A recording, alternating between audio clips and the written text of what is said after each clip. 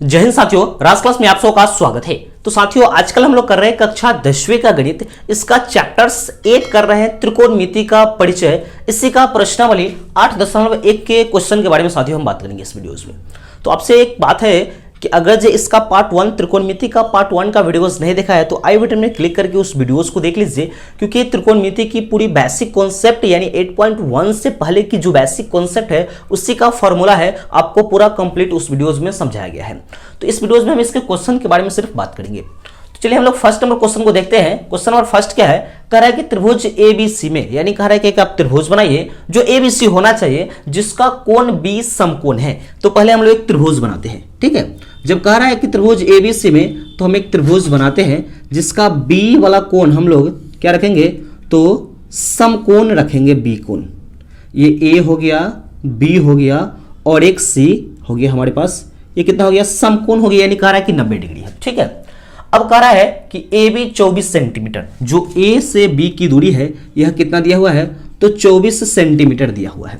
अब कह रहा है कि जो बी सी है कितना सेंटीमीटर है, तो 7 सेंटीमीटर है। तो निम्नलिखित का मान निकालिए। इसमें दो क्वेश्चन हमको दिया गया है, यानी हमको दिया गया है पहले ए बी और बी सी दिया गया है। तो साथियों यहाँ पे देखिएगा, अगर जी आपको त्रिभुज में दो चीज दिया है, ये दिया है ए बी बी सी, तो हमको ए सी यानी इसका कर्ण निकालना पड़ेगा।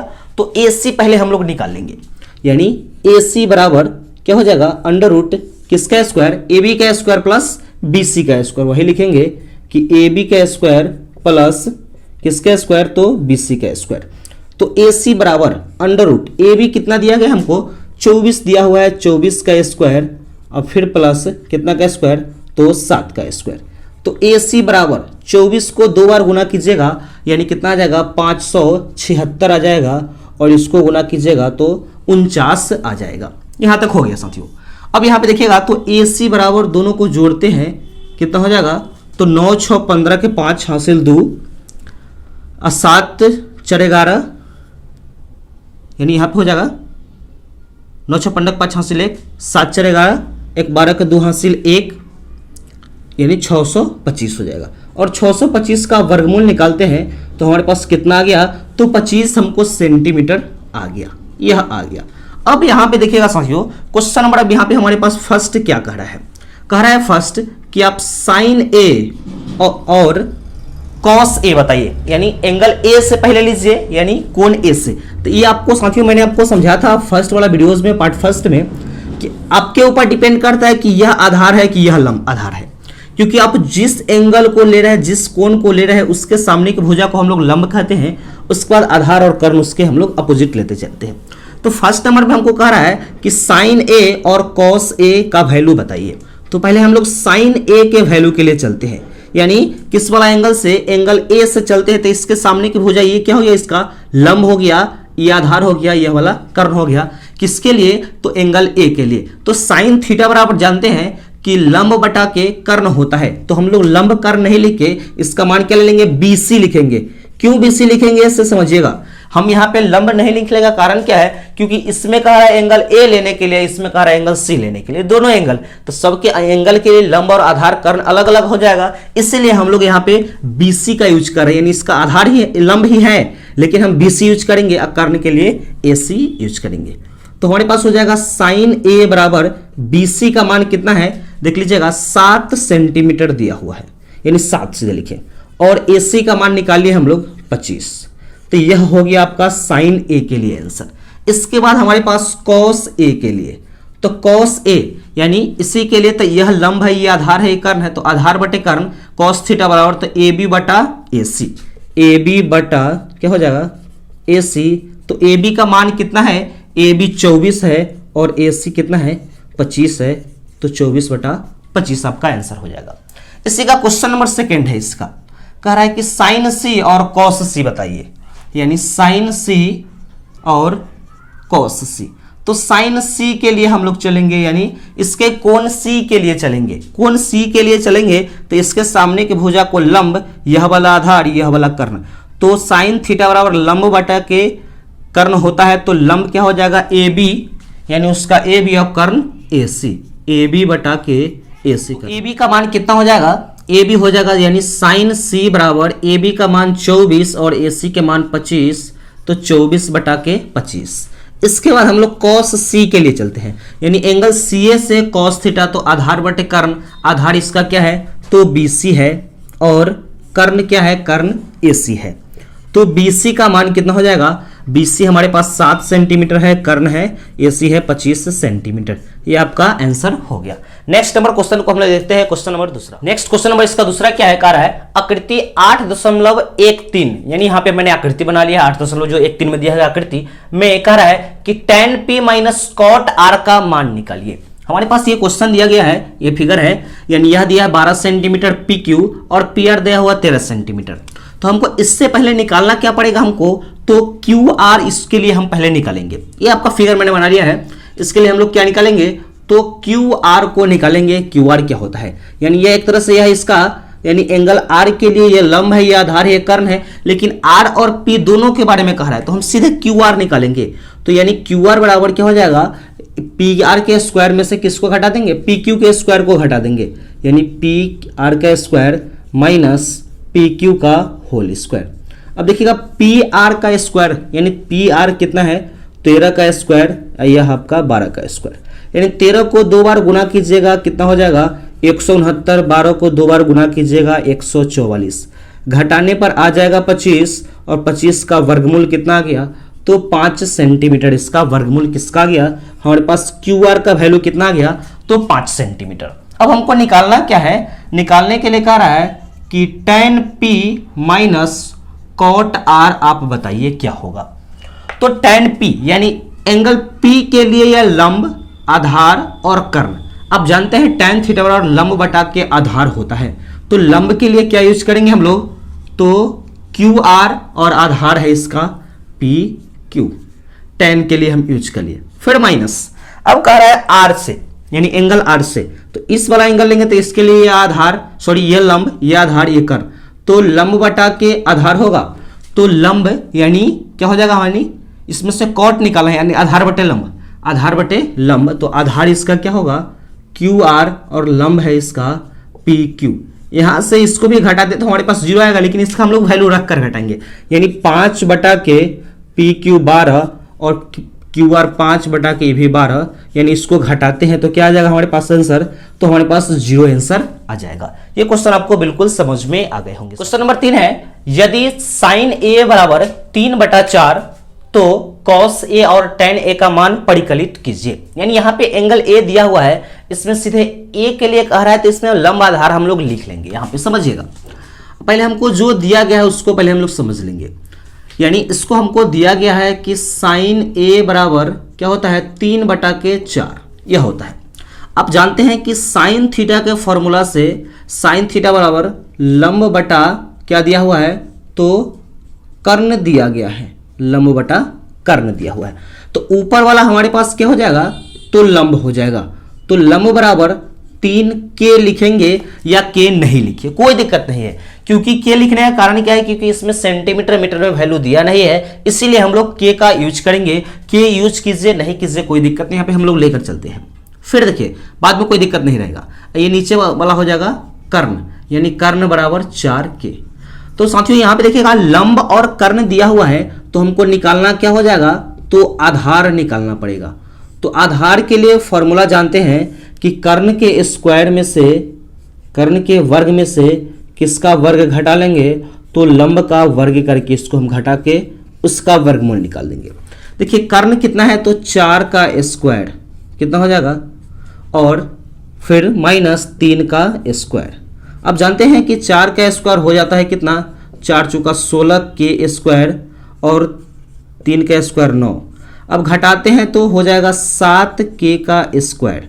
अब देखिएगा यहाँ पे देखिएगा कि 7 का तो वर्गमूल आएगा नहीं, तो √7 में और K का वर्गमूल आ गया, K स्क्वायर का वर्गमूल आ गया K। यहाँ तक आप समझ गए हैं। अब यहाँ पे हमको वैल्यू कह रहा है कि cos A, पहले कह रहा है कि cos A आप निकालिए, तो cos थीटा बराबर क्या हो जाएगा, आधार बटा के क्या, तो आधार बटा के कर्ण हो जाएगा। तो यहाँ पे देखिएगा cos A बराबर, इसका आधार कितना हम निकाले हैं, आधार निकाले हैं √अंडर कितना के, तो 4K। अब कर्ण कितना दिया हुआ है, 7K है और यह है 4K। के से के खत्म, यानी यहाँ पे हम लिख सकते हैं कॉस ए बराबर रूट अंडर 7 बटा के क्या हो जाएगा 4 आंसर हो जाएगा कॉस के लिए। अब हम निकालते हैं tan ए के लिए। तो आप जानते हैं tan थीटा बराबर लंब बटा के आधार होता है, लंब बटा क्या लिखेंगे तो आधार लिखेंगे।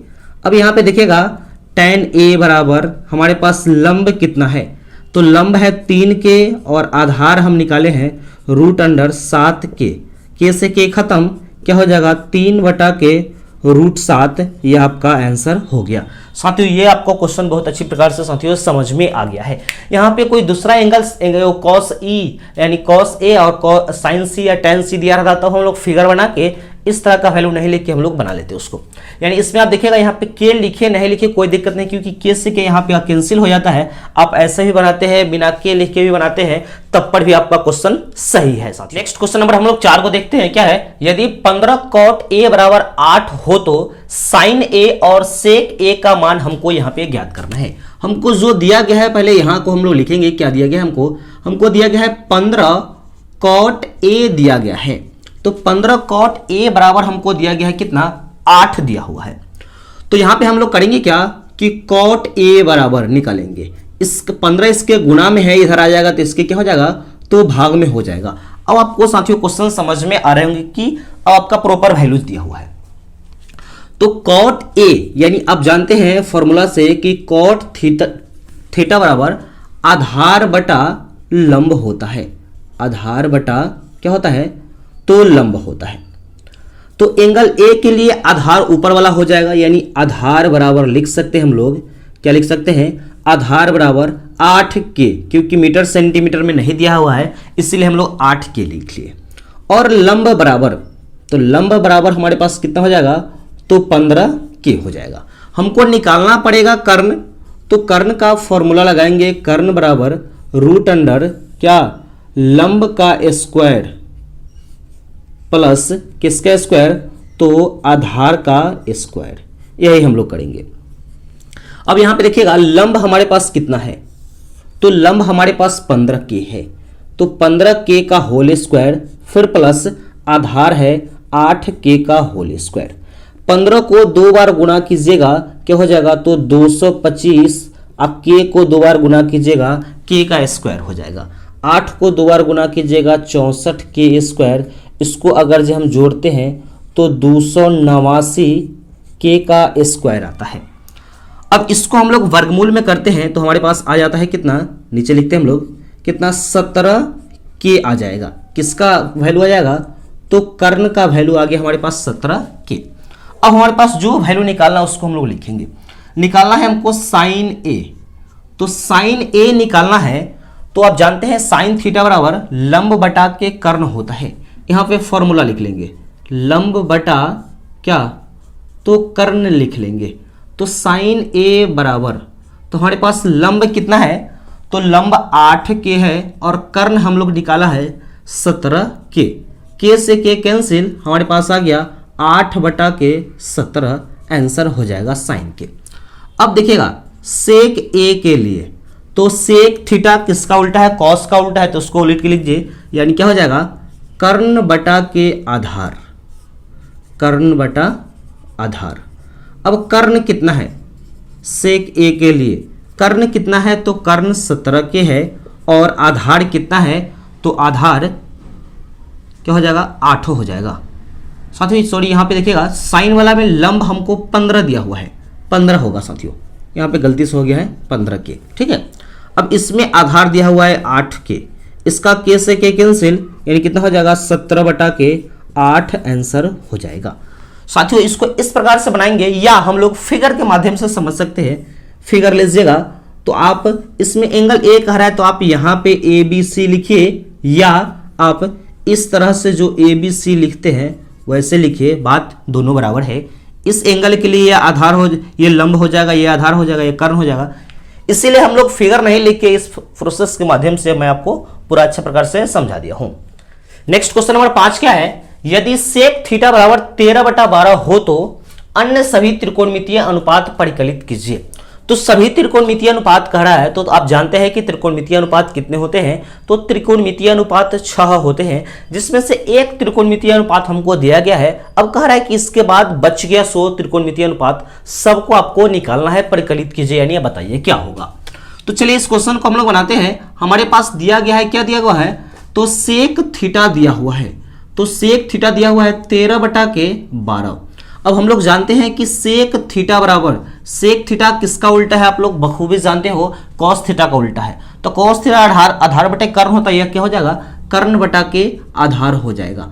पहले इसके फॉर्मूला को लिख लेंगे, कर्ण बटा आधार।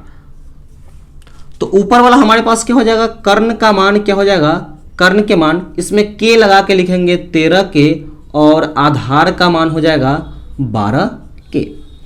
तो इसमें हमको निकालना आधार, यानी कर्ण और आधार है, निकालना क्या पड़ेगा हमको, तो लंब निकालना पड़ेगा। लंब के लिए फॉर्मूला आप लोग जानते हो, क्या हो जाता है, कर्ण का स्क्वायर में से किसका स्क्वायर घटा देंगे, तो आधार का स्क्वायर को हम लोग घटा देंगे तो आ जाएगा। यहाँ पे देखेंगे कर्ण हमारे पास है कितना, 13 का स्क्वायर, 13 के का होल स्क्वायर माइनस 12 के का होल स्क्वायर।